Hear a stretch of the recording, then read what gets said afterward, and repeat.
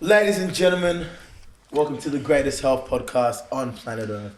I am your host. It is Mr. Femi, and I've got the amazing co-host. It's Neezy. And right now, we've got a very special guest.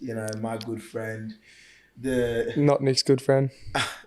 Our good friend. Just mine. No one really knows Nick. Tag along. He is one of the most athletic, the greatest, the apparently 2018 premier of the Needful competition, professional footballer, the Science of Brazen Modelling Agency, Amazing Race Season 4, world record tire, loser. Didn't win it, couldn't do it. So, Yeah. and since he couldn't win it, he's here talking to us. Jeez, I was going to be on the Joe Rogan podcast, but Fucking Tim and Ryan on the Joe Rogan podcast. Exactly. So we're here with Mr. Tyler Danger Roos.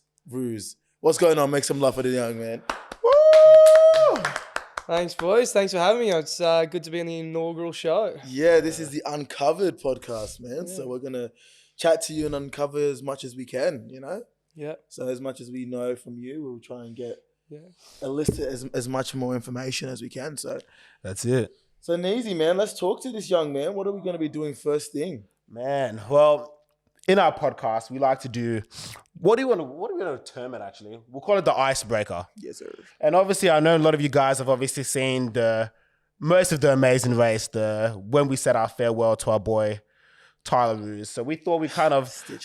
Big stitch up. Absolute pisser. So we thought there's no better way to welcome the young boy to our podcast without bringing something that's a bit nostalgic to him. Something that's a bit memorable to him. Something to remind him of his travels in Bangkok. So Oh, God, here we go. here we have is our lovely icebreaker challenge. Yes, sir. All right, this is how it's going to work. We're going to ask you 3 simple questions, all right? If you get it right, we're going to ask you a couple of simple questions. If you get it right, you don't have to touch a cup. If you get it wrong, though, you got to pick one of the 3 cups. What's in these cups? Under these 3 magical red cups, Oh, God. you have a boiled egg. Easy. Not a century egg. You have, I know you love century eggs, so we're getting there. We have a Kinder Surprise egg. Delicious. Oh, sweet. Grouse. And then we have a raw egg that you're going to crack. And then we're going to got some lovely condiments here. We're going to put together, stir it together, and consume. I didn't sign up Beautiful. for this. Still late, cameras are rolling. This is a stitch up. So really simple questions because we know that as we saw in the race, super athletic guys, like you guys know how to run. Not very fast, but you know how to run for a while. Yeah. Do we want to talk about the elephant in the room while we're on that? Where's the elephant? The big slow elephant sitting over there. So just for all the listeners out there that may have watched the race, in Zambia we did a foot race at the campsite one night, and Neezy still hasn't finished the race, and he's about 4 months behind. Mate, if you actually see this race, bro, I actually left this guy behind. I smoked him. Oh, Femi. Stretch. Mate, and there was a bit of interference as well. Oh, You interference going on back his to fucking Zimbabwe because you didn't know how to take a bend. Mate, I cooked you. Just admit it to the listeners. No way, mate, I know for a just fact that I admit- could smoke ya. Hey, But I wait, know I could smoke ya. but you could, in another life? You just you lost, mate. Moving on. So this is what we're going to do. We're going to ask you about something that you should know very, very well. All right. AFL, VFL premiers. Not VFL, AFL. AFL. All right. Well, look, we're from Sydney. Yep. So we don't know anything about AFL or what the difference is between AFL or VFL. So to us, it's the exact same. And on Wikipedia, it says it's the same. VFL/AFL. Was it VFL beforehand? Yep. Okay, that makes sense. So it's AFL. All right. So we're going to ask, since it's been AFL since it was 1990. So Knowledgeable guy. are you ready for this? Yeah. Fuck, it's going to be pretty embarrassing if you get these wrong. I know. I'm thinking. All right, Nick, you want to ask the first one? Choose a year and then ask this gentleman whether... Oh. What's the actual question? Who won that year? Oh, is that... You're gonna pick out a random year in history. And you start off first. Make sure I'm on the right page with I'm not an AFL nerd. I don't know it. All right, so you should. That's not up to me. I feel like this is a witch hunt. This podcast. A little bit, wee bit. All right, mate. This one's really, really easy. Yeah, hit me with it. The 2005 Grand Final. Sydney Swans. Yes, mate. Here it is. That one's a little cheeky one. Of course, you know that one. Come on, I've got that one down. Yes, you got one. Easy one for you. Pass. All right. Do you know how to read the scores, bro? Yeah, cuz. I know what I'm doing. Let's go. Go. All right. The 2009 Geelong. Can't. Did I You give it just an answer? said. Geelong. Did I just give the I'm answer? gonna say Geelong. Oh my mate. god! That one doesn't count. Yeah. No, That's two. It's That's because you saw the whole thing, Oh bro. my god! I go. Oh my god! My God. Whoa, absolute piss off. Bro, I didn't see the full thing. That's He's fine. now been demoted from co-host to just assistant To sound technician. intern. All right, mate. Your birth year, 1996, between North Melbourne and Sydney. Who took it out? North Melbourne. My dad played in it. Oh, brilliant. Got tagged by John Blakey. Very true. Who knows what I know what he's talking No one knows about. what But he's anyways, talking yeah. if you're from Melbourne, I'm sure you're very impressed by that statement, but everyone else, no one knows what he's talking about. All right, let's make it a bit. 2001, Brisbane Lions versus Essendon. Brisbane Lions. All right, well, this is getting a bit long. I didn't think you were going to get all these questions right. Okay. 1990, Collingwood versus Essendon. 1990. Yes, sir. The first AFL Grand Final. Just hold on. I'm trying to think about, Oh, who's surely playing. there's a time limit. Essendon. Nah, surely we should have. You're absolutely burning. It's Collingwood. But so the premise of this competition was ask me a million questions until I get one wrong. 100%. Yeah, facts. That's all it is. So there was no way of me possibly winning this because there wasn't. there was originally 3 cups. Yeah. And I've answered 5 questions Doesn't right. matter. We're just going to edit it. This is Let's go. So basically, Let's go. So basically, I come out here, I help you guys out, get on your podcast, Yeah. and all I've got to do is eat shit for the viewers. Oh, it's only 5 minutes. We'll Go on. All right, go. what Pick are we doing? a cup. Pick a number, and then you can pick the cup. I want the one that's got the Kinder Surprise. It's it. 1, 2. Just choose one. Cup number 1, 2, 3, 4, or 5. Oh, Benny. That's the boiled egg. I think that's number 1. That's the boiled egg. Is it the boiled egg? Is it? It's the boiled egg. So Let's eat that up. It's the boiled one, isn't it? Yeah, it is. Looks pretty boiled. yeah, it looks pretty boiled to me. All right, let's eat it. Have a bite at least. Don't. How am I cracking it? I don't know. You guys organise that? Yeah. That's what happens when you leave it with there Femi. you go. Oh, there we are. Why do I have to eat it? A full egg? You want me to eat a full egg on this? Nah, just a bite. I We don't have all the time. Oh, it's fucking. It's Oh, not. it's It's raw. not boiled. Is that the raw one? Well, it's just. It's not boiled. So it's the raw The egg. raw one, I don't know. That's fine. That's the prize, ladies and gentlemen. You guys are running a tight ship here. The budget's not very high. Didn't have enough. It's like a semi-boiled one. Did you not have enough hot water? No, they ran out. Oh, no. That's perfect, though. That's I love absolutely that. great. So, Yeah. Come on. what do I have Just to do gulp with it. it? Have a sip. Have a sip. Have a sip. Have a sip. Do I have to put sauce in it? Do you want sauce? Oh, it's number 1. Yeah, give me a bit of barbecue. Try and be a barbecue in it. Oh, Just tomato. just tomato. Give me a little. So, For the Americans, this is... This For is the ketchup? Americans, this is ketchup. this is. Yeah, that's enough. Oh, you're kidding. Thanks, Master Foods. Feel free to sponsor us at any point so we have a higher budget. Leave it open, not Master Foods. Coles brand, Woolies brand. Anyone that wants this sponsorship, Mount whoever wants to Franklin. jump on board. Light and easy, these still looking a bit thick. T-Rex. Oh, boys, are you kidding? Come on, just a little one. Just a sip. Just a sip. Just a sip. And you do a sort of job. You do a If sip. I'm gonna do it, I'm gonna bang it. Oh, fucking do do it. whatever. Go on.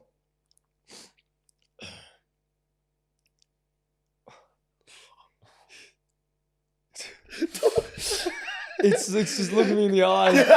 Bro, this just brings back Thailand so much. Oh, why is great at this? Oh my God. Oh, he's done it. Put it back. Put it back. Put it back. Oh, yes. Come on. Wash it down with some water, mate. You're all right. You'll be all right. You'll be all right. What was worse, the century egg or that? The century egg was but that wasn't great. Sorry, just put it on the floor. All right, brilliant. There's not even going to be a Kinder Surprise, is there? Maybe, who knows? Just in the take of time, we'll ask you one more question. If you get it right, brilliant. Well, we know how this is going to go. You're going to ask me a question until I get it wrong. So let's not lie. Let's not beat around the bush. Why don't we just let me pick a cup? Because this whole premise is Camera ridiculous. editing. 1995, Collingwood, Geelong. Collingwood. Oh, wait, no, so Carlton, Geelong, sorry. Carlton. Yep. Because you got it right, we've changed the rules. Because you got it right, you now have to pick a cup. Whatever I pick, it's not going to be the Kinder Surprise. You don't How do you know that. that? I actually don't know that.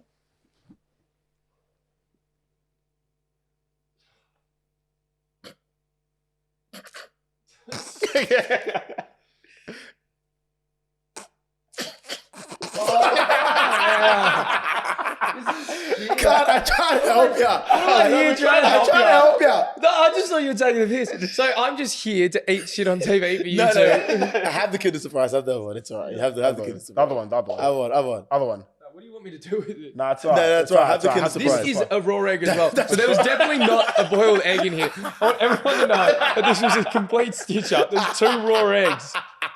This is the furthest thing from boiled. Have the Kinder Surprise. You guys know how to boil an egg? But it didn't work out.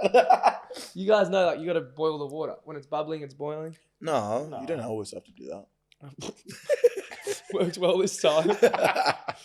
All right, enjoy the Kinder Surprise, mate. Tell us what the gift was. What's in the cinder?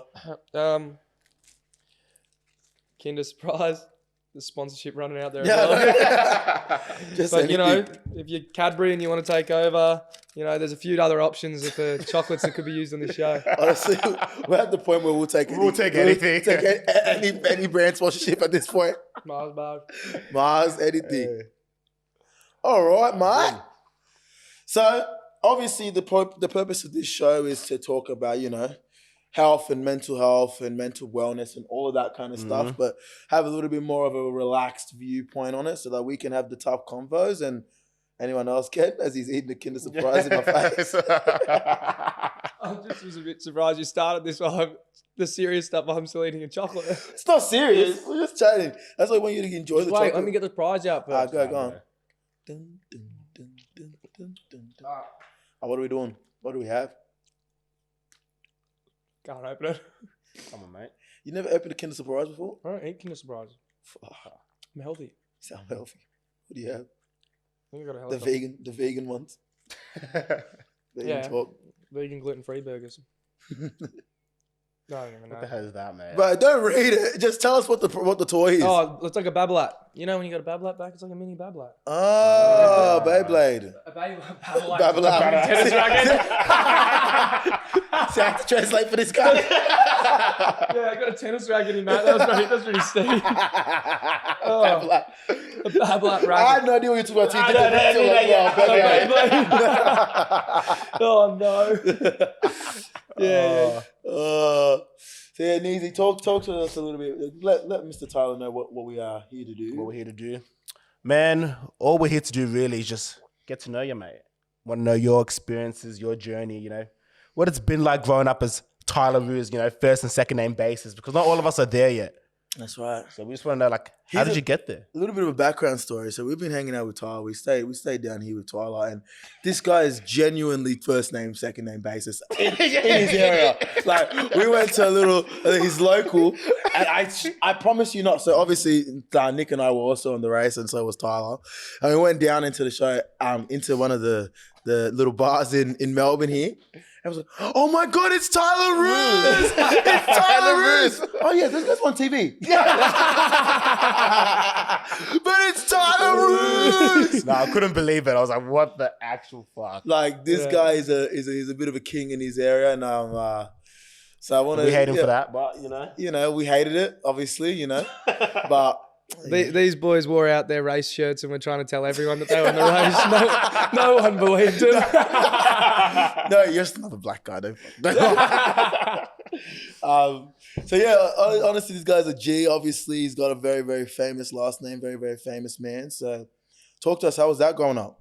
Yeah, obviously you sort of have a different upbringing to everyone else when you raised by a father that's such a public figure. And I guess, other players have done it, but it's probably for me it's a bit more unique that he was a coach at the same time. And then he also went into the media. So he's always been really prevalent. And it's also, a different challenge as well, trying to grow up playing that sport that your father was so good at. And while he's still so prevalent in the media. So obviously had its challenges and a lot of strengths, and it was, it was fun. And I got to see a lot of sides of things and be treated to some things that other kids really didn't get a chance to do. But then there was also the other side of things where it was tough at times, but you get that good and the bad. What were the challenges, Bob? Like, come on, man, you're living a good life. Seems sweet. So what's the challenges? Though? Oh, you obviously have the challenge of extra added pressure when you're growing up. You sort of judge based off your last name since you're born. So, you have to sort of deal with those things growing up. But, you take the good with the bad. I had a father that was incredibly supportive and loving, and I would never been the type of player that I am today if I didn't have him raising me. So, I was very, very fortunate. Yeah, man. So how did you kind of cope with that? Like, I could imagine that would have been tough. Like, because footy's so big here in Melbourne, so everyone probably knows who your dad is and how good he was. Only in Melbourne. Australia's biggest sport. So how was that? Like, how did you cope with that? Yeah, obviously, from a young age, it's probably a bit more difficult, and then you get used to it. You sort of get tagged in games just because of your last name and things like that, and then, you sort of just, I guess. What does tagged mean? Like tackled or no, like targeted? A player will run with you for the game just because your last name's Roos. Like stuff like that made it a bit harder growing up, but I think it makes you a better player, and it definitely made me more mentally tough. And people will always go after you on the field and stuff like that, and it's just sort of. You grow a tougher skin, and you think you just realize you got to work through it. And I guess at the end of the day, maybe you're a better player and probably a better person because, I'm able to deal with a lot more stuff that other people sort of haven't had to. Yeah, for sure. Because, I guess, obviously not to the same extent, but, my family is both our families are quite, prevalent in our own communities. Not, we're not public figures. We're not, Paul Roos' son. You know what I mean? So, no one's saying our first and second name. Yeah, we're not first, second name basis. No one's saying your first name.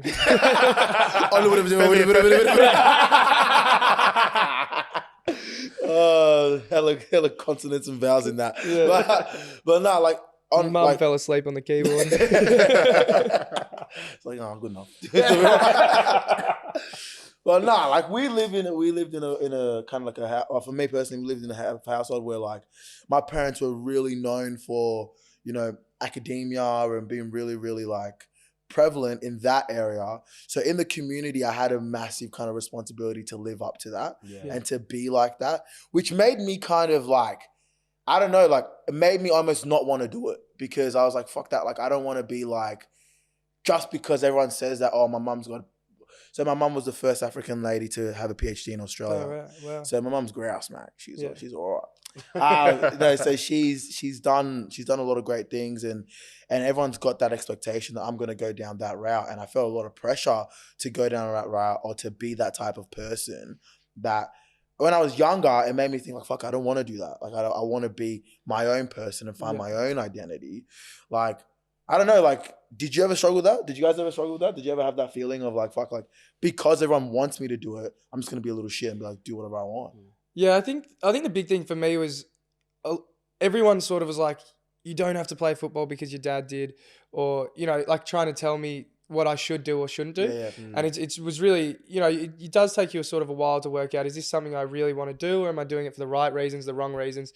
But for me, it came down to that's, the thing that I enjoyed the most. And just because my dad played isn't going to stop me from playing. And I guess the weight of expectation was big on me, and I obviously didn't live up to it, but obviously didn't live up to it, but yeah, I still enjoy the game, enjoy playing. I guess that's what it came down to. I love my mates and loved the relationships and the things that I've built through football, that I wouldn't have otherwise. But finding that path and that identity at an early age was definitely something that you got to think about. And you try different things, and you sort of, I was very big into sports. So I'd play basketball, I'd play tennis. And, Not well, though. I'd sort of think. I played a lot of sports. I played badminton, squash. You didn't do swimming though, did you?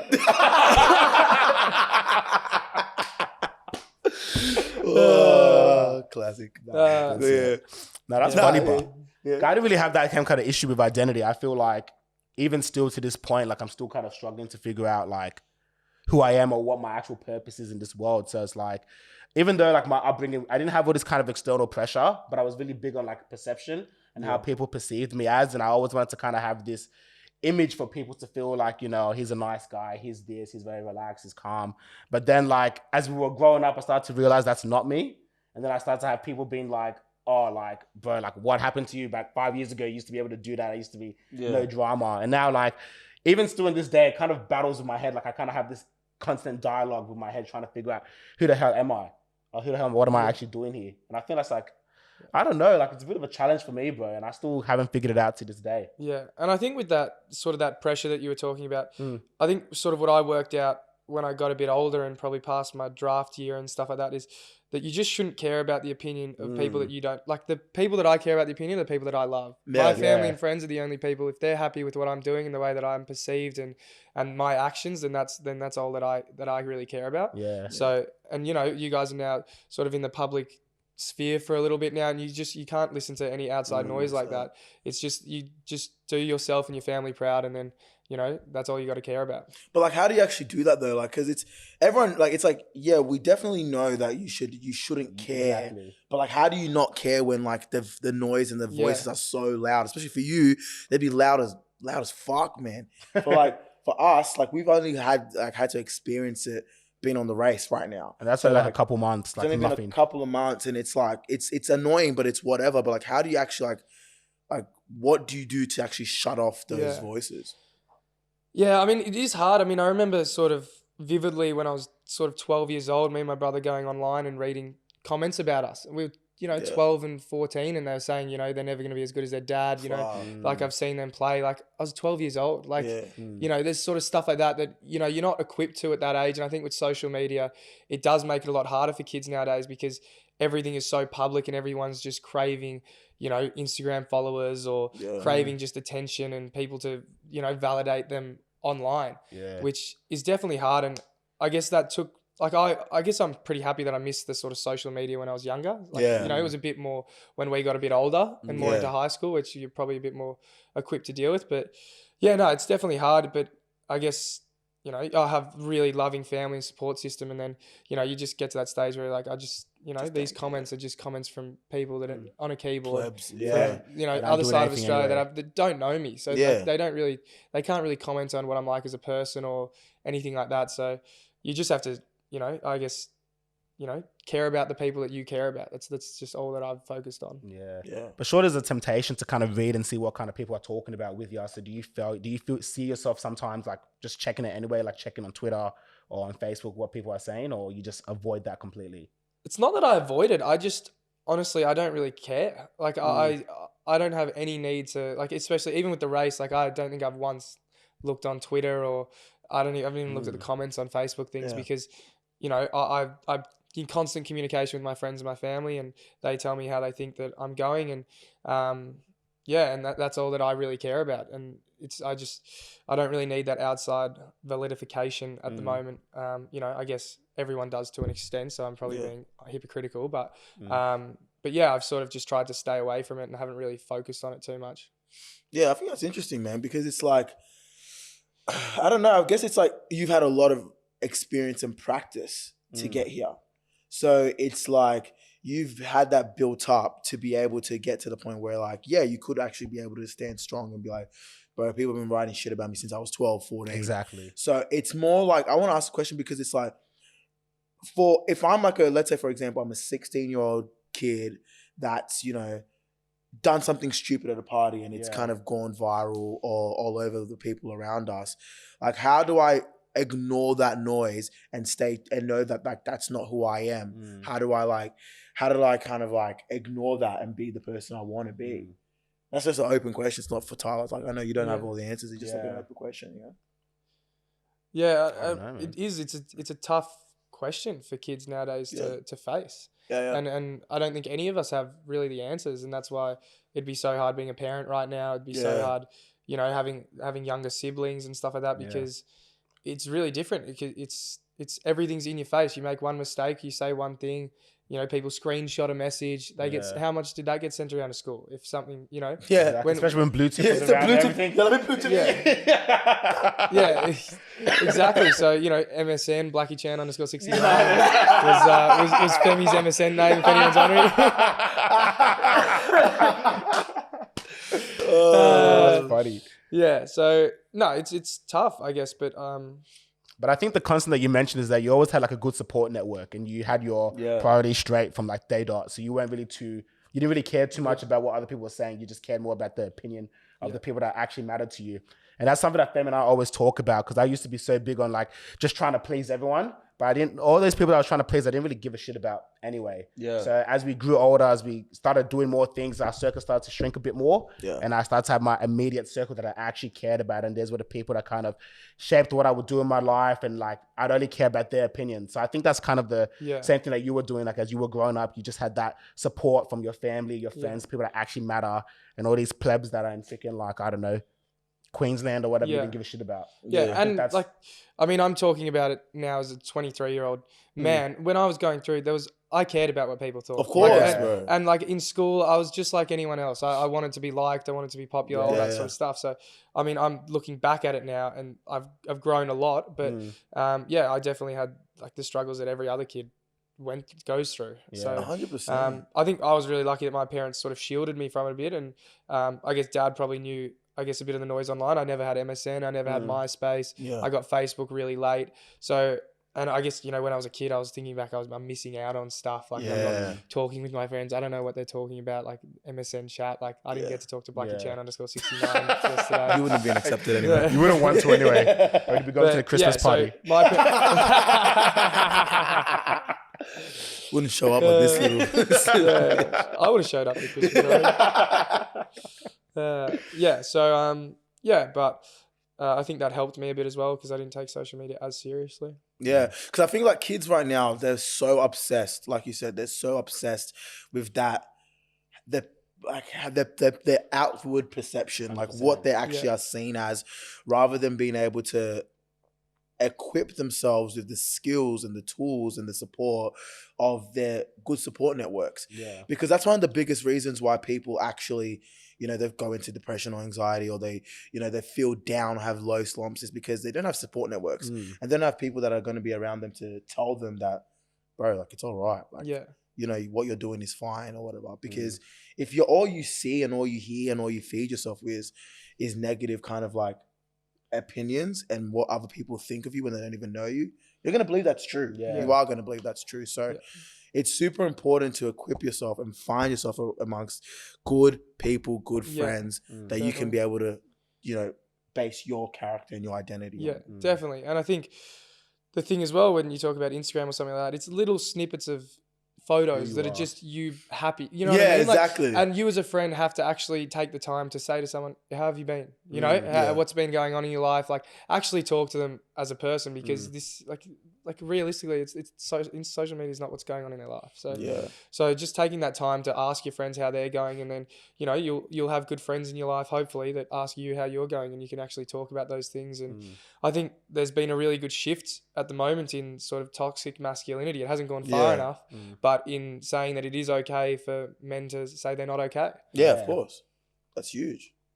I'm pretty hesitant to talk about sort of hard times, because I'm someone that's really fortunate in life to have been dealt good hands. I was born to, you know, a quite wealthy family, and my dad's, you know, in the public sphere, and I've sort of had a really sheltered life to an extent to other people. But I think it's also important to note that what you're going through is what you're going through. So, you can sit back and say that, I was very fortunate. It's good to know that, but you also, you have your own things as well that you have to deal with, and you've got to go through. They're not going to be as extreme as someone else's, but they're extreme to you. So, I think that's also important for everyone to be able to reach out no matter what walk of life you're in and say that I'm going through something right now and this is what it is and stuff like that. So, but as I said, I've been very fortunate in life, and I haven't had too many hardships. I guess probably for me, the biggest one personally was not getting drafted, and not making the AFL, which was my goal and something that I strive for as a kid growing up, and growing up with my old man. I grew up around the Swans, and then I grew up around, and then I was at the Demons, or he was at the Demons when I was going through my draft year. So sort of grow up around football players and sort of see that as your only life, and then to not make it was definitely really hard, and to sort of step back and it's the only thing I ever thought I was going to do. So to actually step back and think about what else I might want to do in life was probably the hardest thing for me to do, and I'm still working out, to be honest. Yeah, well, that's really, I think that's really powerful and really big though, because if you've got something in your head as your number one option and your dream and your future, you're basing your future on something, and then it doesn't work out, that's massively disillusioning. That'd be massively hard to deal with. And it's just because you're rich or just because you're Paul Roos' son doesn't mean that you don't have to, doesn't mean that that's not going to be any less hard. Yeah. So what did you actually do to cope with that? Because if that was me, I don't know what I would do. I don't know how I'd be able to do that. Yeah. For me, I guess I was really fortunate that one of my best friends, Michael Manteet, didn't get drafted on the same night. Love Michael. So man. He ended up going in the rookie draft a week later anyway. But we sort of, I guess we went down, we sat at the beach together that night, and we just cried. We cried together, and we spoke about it, and we spoke about our life and things that we just talked about it. And I think that was really powerful for me to have a friend there for me. And it was always sort of difficult for me, in a sense, to talk to my dad about stuff like that, because I always thought, you made it. You don't really know what I'm going through, because and it's not like you made it and you were a scrubber. You're a Hall of Fame player, and, one of the best coaches ever as well. So it was really important to me that I had friends that I could talk to, and I spoke to them about it. And then it was just a matter of working out, this is what I want to do. So I kept at it, and now it's just, in the time I studied and I went to university, and I sort of started building backup plans of stuff that I wanted to do, and then and then just have to work out the long-term plan now. For sure. I think that's the resilience that you're showing right there. No matter what, everyone has their hard times and shit, but it's just being determined and be look, this is not going to stop me. It's not going to shape me. It's I'm still young. I still have so many options available, and I think that's what you and your mate did really well. So that's hectic, bro. That's amazing. Wow. Nah, that's really, really powerful, man. Cause that's hard. I won't even lie to you, man. That's bloody hard. So to be able to get through that is a huge testament to you. I think as well with the AFL, and I guess I'm going a bit off topic, but I don't think there is enough support for the kids that don't get drafted, because all we talk about is the kids that get drafted, and they go, and then we talk about the first rounders, and we talk about the ones that go high, but those kids that are sold a dream by recruiters from a young age, and they think that this is going to be their life, and then one night they don't get picked. I've got countless friends that were told by teams that they were going to get taken, and then they get to the night and they don't get taken. So it's a lot of pressure to put on an 18-year-old. You're a kid then. You may think you're an adult, but you look back at yourself at 18 now and I know nothing. Exactly right. So you're not well equipped to deal with that. So I think there needs to be, more support. And if your friends are going through stuff like that, you definitely need to be there for them. Yeah, for sure. Yeah, because I think I struggled that as well. A lot of my life was very much so about, when I was younger, I was really big on playing football and soccer. Yeah, soccer. Yeah, real soccer, real football. And I was really big on playing soccer and football. And obviously, like I said, my parents were very, very academic driven. So as soon as I got to the age where it was either take football seriously or school seriously, and my parents made the choice for me to go the academic route, that was very, very difficult for me too, because I was always thinking that like my idea of myself, my perception of myself was always like, I'm the guy that's good at sport and good at, you know, running or soccer or whatever it was. Like now I'm not that good because I'm old and shit and you're not, lost the touch and quick, not that quick anymore, only running 10.2, so you know. Good thing I ran a 9.8. So all those type of things, and then to be forced into another life, and not even just like being forced to be able to decide a new pathway as a kid, as a really, really young kid, is super hard, and I don't think I would have been able to do it without, like you said, good mates and good people around you.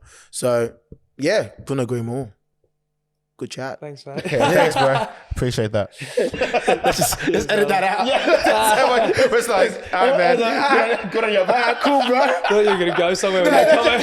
No, I was I was going there, but as I was going somewhere, I got distracted. I lost my train of thought. As you can tell, there's like one reason they lost the amazing. Just a side note, we are the best amazing racers of all time. Just a side note. Absolute clutch. Absolute clutch. Absolute clutch. How many first places did you go? How many did you get? Not a world record. I got 8. I got a world And what did I record. get you, but? Nothing. How much did you No get? prizes.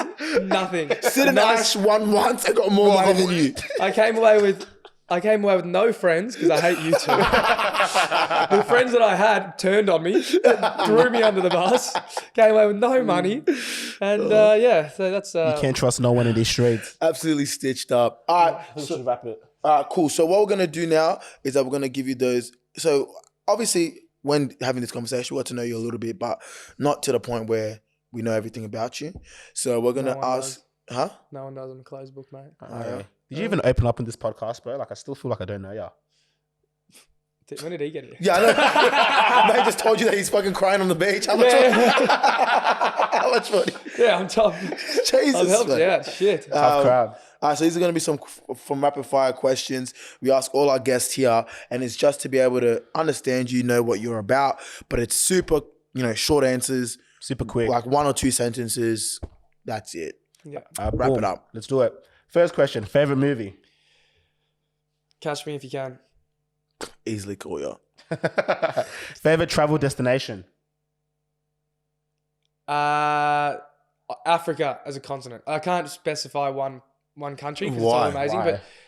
But I was fortunate enough to go on some safaris and stuff when I was younger with my family, and I just think getting away, you've got no reception, you're seeing things that you can never see, you're seeing the wildlife. I just have never seen a beautiful sunset or sunrise than in Africa. So South of Africa more. well, I've been to Kenya, Tanzania, South Africa, Botswana. So it's just I don't know, Africa. get there, do safaris. It's amazing. Yeah. No, facts. Easy. Most important thing in your life? My friends and family. What about item? I think it doesn't have it specified there, but how about item? Yeah, let's do that. Most important item. I guess I guess my phone. It's probably bad, but I don't really have any other items. You don't have any other items? Well, like, I'm not going to say Just one. I just wear my phone. I'm not going to say a jumper. Like, Yeah. I don't really. There's nothing, Nothing sentimental? My premiership medal. Yeah. Yeah, fair enough. That's fair enough. Actually, whatever. Fuck it. Whatever your answer's. Like, we can't tell you that it's Yeah, right. you guys having a go at me. The phone, really? Fucking shit You guys answer. have checked your phones like 7 times during this podcast. I'm here thinking I'm talking to myself. Mate, we're trying to get the questions up. Oh, he was on Insta before. What are we talking about? He's just liking pics. Yeah. MILF. He's trying to look up my name. Who's this bloke we're talking to again? He's Tom. So Tom Wilkerson. Most attractive quality in someone? Sense of humor. Yeah, like that one. And number 1 tip and advice for life? Number 1 tip or advice for life?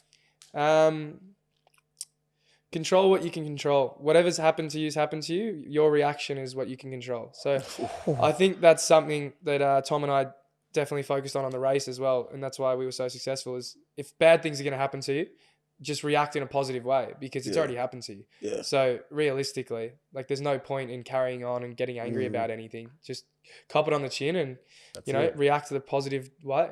Fuck, that is fantastic. You heard it here. Thank you so much, Mr. Tyler Roos. It's been absolutely awesome talking to you. And, make sure you guys check into the next episode of Uncovered Podcast. We've got another special guest every week. I've been your host, Mr. Femi. And I've been the co-host, Nick. But before you go, Tyler, where can the audience find you if they want to get to know you a bit more? Instagram is probably the best form at Tyler Roos. Recently blue ticked. Shout out to Instagram. Just look for the verified one. Shout out to the 50K you pay to get verified. Oh yeah. Probably Instagram's more my form of social media. But thanks for having me, guys. It was great to chat about What's the Instagram handle? I said at Tyler Roos. Did you listen? Whoops. Nice, definitely. I'm just trying to plug you, man. This show's going to go well. Thank you, Tyler Roos. Adios. Laters. Yeah.